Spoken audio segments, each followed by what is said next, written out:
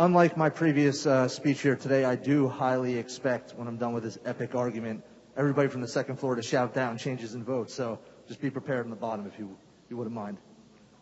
I talked to Assemblyman Giblin. I wholeheartedly understand his intention here, and I truly believe that it's done to really help the citizens of our state. Okay.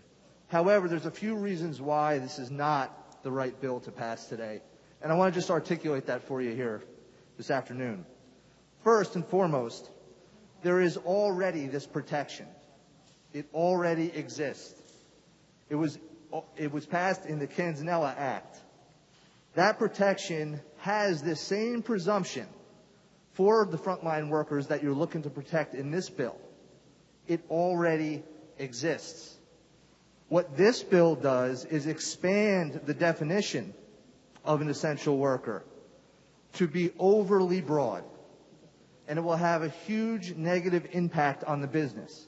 So I want to just say again, the police, firemen, healthcare workers are already protected under the Canzanella Act, and they already get this presumption. So I just want to start there so that you know that this bill does not provide any other protection for any of those people. All it does is expand this workers' comp protection to other businesses, private businesses, outside of that scope of the frontline worker.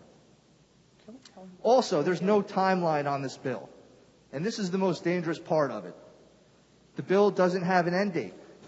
Right now, you can go to outdoor dining, you go to Six Flags, you go to the beach, where the lifeguards may or may not have COVID.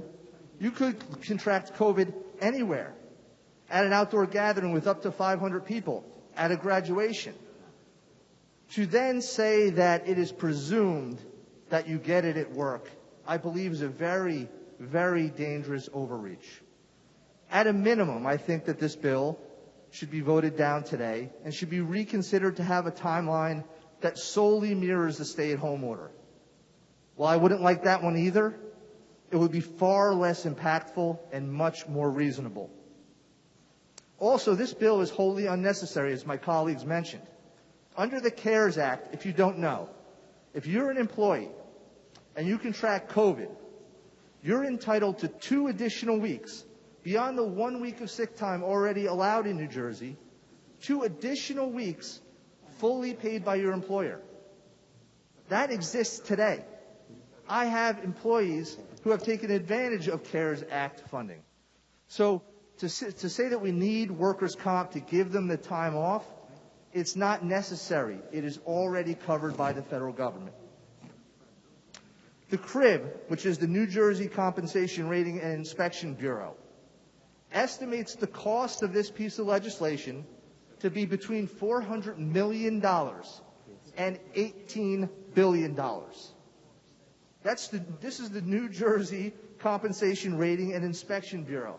And the reason why it's so widespread, ladies and gentlemen, is because we don't know the long-term effects of COVID.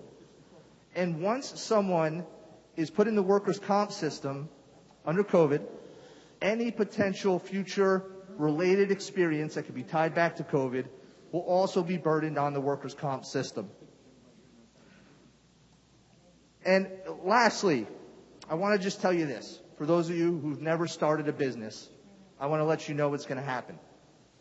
As a business, when you first start out, you have to pay 40% of the estimated workers' comp premium for the first year in order to start a business, because they don't know what your experience mod is going to be.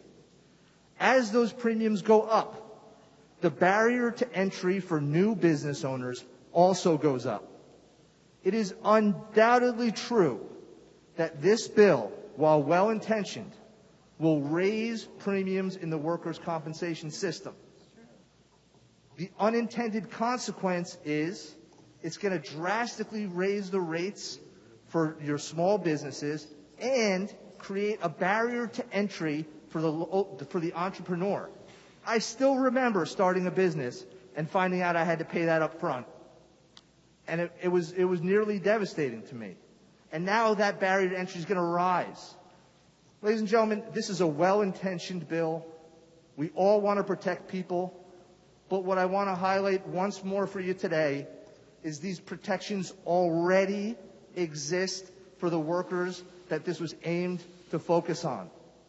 And all this will do is expand it with such scope that it will overburden the system, raise premiums, and punish the small businesses that really at this time deserve our protection. Now you can all shout down from the rafters and change your vote. I appreciate your time. Thank you, Mr. Speaker.